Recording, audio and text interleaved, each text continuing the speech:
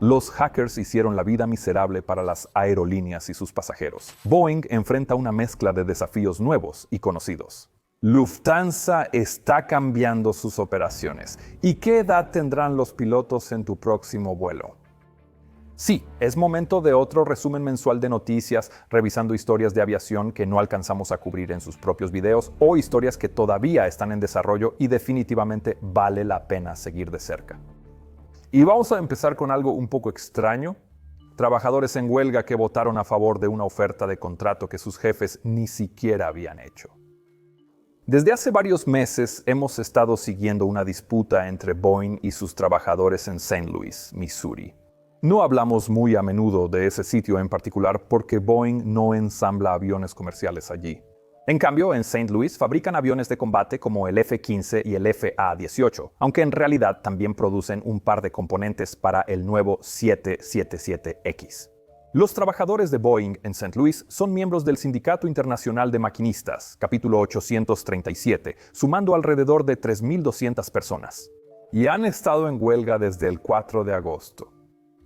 Todo esto llegó después de largas negociaciones, y para ser totalmente claros, era bastante obvio que esta huelga iba a ocurrir, algo que ya mencionamos en el resumen de noticias de julio. Pero al inicio pensamos que esta huelga no afectaría tanto a Boeing, ya que probablemente duraría poco tiempo. Pero esa no ha sido la manera en que esta historia se ha desarrollado hasta ahora, por decirlo suavemente. Eventualmente llegaron más conversaciones, pero luego las negociaciones se detuvieron cuando las dos partes no lograron encontrar un terreno común. El sindicato exigía aumentos salariales similares a los que Boeing ofreció a otros trabajadores el año pasado tras las huelgas en Washington y Oregón. Pero esta vez Boeing no estaba dispuesto a ofrecer aumentos tan generosos, y al momento de grabar esto, todavía no lo está. En cambio, ofrecen un aumento del 20%, progresión salarial más rápida, además de más vacaciones y licencias por enfermedad. La huelga del año pasado terminó cuando los trabajadores obtuvieron un aumento del 38%, además de bonificaciones y mejoras. Así que el 12 de septiembre, los trabajadores de St. Louis votaron para rechazar la oferta de Boeing. Y como respuesta, la gerencia de Boeing dijo que considerarían algunos ajustes menores, pero nada importante. Luego, el 19 de septiembre, 46 días después del inicio de la huelga, los trabajadores sindicalizados decidieron hacer otra votación, sin que Boeing presentara una nueva oferta. En cambio, el sindicato pidió a los trabajadores que votaran por el tipo de contrato que querían ver de la gerencia de Boeing. Los términos en esa votación incluían un mayor aumento salarial, mejores bonificaciones y contribuciones a los planes de jubilación, y esos términos coincidían en general con la oferta de Boeing a los huelguistas del año pasado en aviación comercial. No sorprende quizá que esa votación resultara con un 90% a favor del contrato propuesto por los líderes sindicales, y el sindicato cree que este resultado envía un mensaje fuerte a la dirección de Boeing sobre cómo deberían proceder. Pero la gerencia de Boeing no lo ve de esa manera. En cambio, desestimaron esa votación como un truco publicitario, con Dan Gillian, vicepresidente de Boeing Defense, diciendo: es lamentable que el liderazgo sindical haya llevado a sus miembros a votar por algo que no es real. Ahora hay algo de presión política sobre Boeing para que reanude las conversaciones con sus trabajadores y llegue a un punto medio. El sindicato afirma que la oferta original de Boeing le costaría a la empresa 30 millones al año, mientras que su propia contraoferta costaría alrededor de 40 millones. La cuestión es que aquí hay una gran diferencia con respecto a las huelgas del año pasado, lo que probablemente explica por qué la gerencia de Boeing no parece tan preocupada ahora como entonces. Verás, el año pasado la huelga detuvo la producción del Boeing 737, además del 767 y de los cargueros 777. Pero este año la huelga solo está ralentizando la producción de los aviones de combate de Boeing, no deteniéndola por completo. Y eso se debe a que Boeing ahora está usando trabajadores no sindicalizados para mantener la producción, aunque a un ritmo más lento. E incluso han anunciado planes para realizar una feria de contratación, con el fin de sumar más de estos trabajadores, si la huelga continúa. Ahora el sindicato parece sugerir que esto es solo un gran farol, porque los nuevos trabajadores también necesitarán ser evaluados y obtener autorizaciones de seguridad, ya que obviamente estarán trabajando en proyectos de aeronaves militares. Y ese tipo de evaluación puede tardar hasta 6 meses, así que no es tan simple como reemplazar y poner nuevos trabajadores. Esto significa que aún está por verse cómo continuarán estas negociaciones y será realmente interesante. Es importante recordar aquí también que este es un capítulo sindical más pequeño que el que Boeing enfrentó el año pasado. 3.200 trabajadores en lugar de alrededor de 33.000, así que quizá Boeing cree que son lo suficientemente fuertes para mantenerse firmes aquí. Pero como dije, será muy interesante. Nuestra siguiente historia trata sobre interrupciones en aeropuertos extremadamente preocupantes que involucran hackers y ataques de ransomware. Todavía hay bastante tráfico de verano en septiembre en gran parte del mundo, lo que mantiene a los aeropuertos ocupados, y eso significa que los problemas pueden afectar, básicamente a todos. Por ejemplo, el 19 de septiembre, muchos vuelos de entrada y salida en Dallas-Fort Worth y Dallas-Love Field fueron interrumpidos debido a una falla de telecomunicaciones de la FAA. Otro ejemplo más de la infraestructura fallida de la FAA que hemos revisado recientemente y probablemente tengamos que volver a tratar. Pero tan frustrantes como pueden ser ese tipo de problemas, en realidad hay personas que deliberadamente intentan empeorar aún más las cosas. Verás, justo un día después de los problemas en Dallas, algunos de los aeropuertos más concurridos de Europa enfrentaron lo que luego resultó ser un ciberataque. Esto afectó al aeropuerto de Londres Heathrow, el más concurrido de Europa, así como a Bruselas en Bélgica, Berlín en Alemania y en menor medida a Dublín y Cork en Irlanda. Berlín también estaba inusualmente concurrido el 20 de septiembre, cuando ocurrió esto, debido a un maratón en la ciudad durante ese fin de semana que empeoró aún más la situación. Entonces, ¿qué pasó después? Pues bien, el ciberataque afectó a un sistema llamado ARINC C-Muse o simplemente Muse. Ese es un software creado por Collins Aerospace, una compañía que ahora forma parte de RTX, antes llamada Raytheon. Muse es un sistema de registro y embarque que ayuda a las aerolíneas a procesar pasajeros más rápido, y Collins lo describió como un sistema en la nube que permite a las aerolíneas añadir y quitar estaciones de trabajo rápidamente. Ahora, obviamente no sabemos con exactitud cómo se realizó este hackeo, pero las aerolíneas sí tienen métodos alternativos para registrar pasajeros cuando ocurren problemas como estos. Pero claro, el problema de usar esos procesos es que son mucho más lentos. Algunos pasajeros reportaron que las compañías usaron portátiles y iPads para registrar a la gente y que incluso recurrieron a entregar pases de abordaje escritos a mano. Ahora, los pasajeros que ya se habían registrado en casa fueron atendidos más rápido, pero no estoy seguro si eso aplicaba para quienes llevaban equipaje para facturar. En cualquier caso, esta ralentización obviamente significó que los aeropuertos más concurridos también enfrentaron las mayores demoras. Y el ataque todavía estaba causando cancelaciones el domingo, alrededor de 50 de 257 vuelos, o cerca del 20% en Bruselas, con más del 10% de los vuelos aún cancelados el lunes. Y los vuelos que sí salieron tuvieron todos retrasos de más de una hora.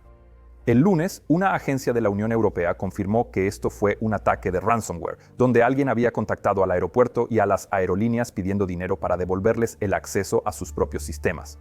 Pero al mismo tiempo, Collins también estaba trabajando en implementar actualizaciones para solucionar el problema, así que realmente no sabemos si los hackers fueron pagados al final o si Collins se les adelantó y recuperó el control de los sistemas. Ahora probablemente sabremos más sobre esto en los próximos meses, pero con suerte eventos como este seguirán siendo raros a medida que las compañías aprendan de ellos y hagan sus sistemas más resistentes y robustos. En cualquier caso, siempre que nos encontramos con historias grandes como esta, mi equipo y yo acudimos a nuestro patrocinador, Ground News, que es una gran herramienta para crear una visión más clara y precisa de las noticias de última hora. Ground News es un sitio y una aplicación que reúne miles de artículos de todo el mundo, agrupándolos por historia y mostrando desgloses claros de sesgo, propiedad y confiabilidad. Cuando buscamos esta historia del ransomware, Ground News nos mostró más de 60 medios diferentes, desde grandes fuentes internacionales hasta medios locales europeos que normalmente no verías. Algunos de esos medios se centraron en las amenazas de ciberseguridad, otros en el caos de los pasajeros. Y el primer ángulo que ves puede obviamente moldear la forma en que percibes la historia. Ground News por eso muestra las calificaciones de veracidad y compara todo, para que puedas cortar el ruido y ver el panorama completo. Cuando hacemos estos videos, no solo queremos mostrar titulares llamativos. Necesitamos fuentes precisas y confiables para asegurarnos de darte información lo más exacta y objetiva posible, y Ground News nos ayuda a lograrlo.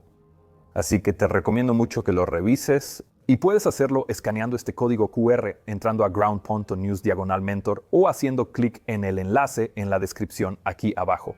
Eso te dará un 40% de descuento en el mismo plan que yo uso, que queda en solo $5 al mes si te apuras. Gracias Ground News, ahora continuemos. Para nuestra siguiente historia vamos a ver a Lufthansa y algo que pasó bastante desapercibido pero que también nos da algunos detalles interesantes sobre lo que podemos esperar de la industria aérea, particularmente en Europa. El 12 de septiembre, el grupo Lufthansa anunció que acercaría un poco más a las demás aerolíneas de su grupo con la compañía matriz Lufthansa. Además de Lufthansa, este grupo incluye a Swiss, Austrian Airlines, Brussels Airlines, Air Dolomiti, Eurowings y otras. Y ahora mismo también están ocupados integrando a ITA Airways en el grupo. En su anuncio, Lufthansa explicó que las operaciones de compañías como Swiss, Austrian y Brussels Airlines en particular se cambiarían un poco, mayormente de maneras que los pasajeros no verán directamente. Más específicamente, la red de operaciones de las aerolíneas, en otras palabras, las rutas que vuelan, estaría mejor coordinada con el resto de los vuelos del grupo. Pero eso obviamente plantea la pregunta, ¿por qué no se ha hecho esto ya?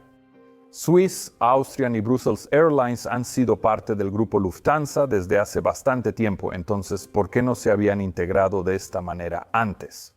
¿Por qué una aerolínea básicamente compraría a un competidor y no lo integraría tan estrechamente como podría? Bueno, lo que esta historia nos muestra es qué tan diferente ha sido la consolidación aérea si comparamos, por ejemplo, Europa y los Estados Unidos. En los Estados Unidos, los ataques del 11 de septiembre desencadenaron una era de crisis y consolidación que nos dio a los cuatro grandes: American, Delta, United y Southwest. Pero lo crucial es que esas fueron fusiones completas, lo que significó que los nombres de otras aerolíneas como US Airways, Northwest y Continental, pues simplemente desaparecieron. Las tripulaciones de esas compañías fueron integradas en las operaciones de la aerolínea matriz y los aviones fueron repintados con colores completamente nuevos. En Europa también ocurrió una consolidación más lenta, aunque de manera algo a medias. Lufthansa añadió aerolíneas a su grupo, y compañías como Air France y KLM formaron su propio grupo añadiendo aerolíneas como Transavia y Hop. Y el grupo IAG también hizo lo mismo con British Airways, Iberia, Aer Lingus y Vueling. Pero esas aerolíneas conservaron sus propios colores y operaciones separadas.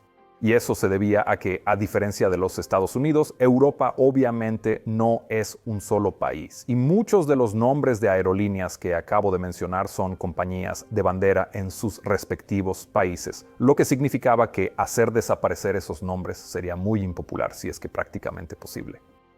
Pero ese tipo de consideraciones también ha frenado la integración de las aerolíneas europeas. Incluso, los tipos de aviones dentro de un mismo grupo a menudo son diferentes entre aerolíneas, lo que obviamente tiene implicaciones en cosas como mantenimiento y entrenamiento, incluso si esas operaciones están parcialmente integradas. Así que la noticia de Lufthansa en realidad nos muestra que esta integración ahora sí está avanzando, pero aún muy lentamente. Las aerolíneas individuales seguirán manejando operaciones de vuelos, servicios y experiencia del cliente de manera separada, aunque ya han integrado sus programas de fidelización y aplicaciones. Pero si estás en Europa como yo, entonces probablemente puedas esperar ver menos nombres de aerolíneas en el futuro, o al menos notarás que estas integraciones de grupos se vuelven mucho más evidentes. Nuestra siguiente historia es un problema de Boeing, uno tan familiar que honestamente ni siquiera estoy seguro de que califique como noticia ya. Hay retrasos nuevamente en la certificación del Boeing 777X. Últimamente Boeing había estado avanzando mucho mejor en el trabajo de certificación de este avión, específicamente en la variante más grande, el 777-9.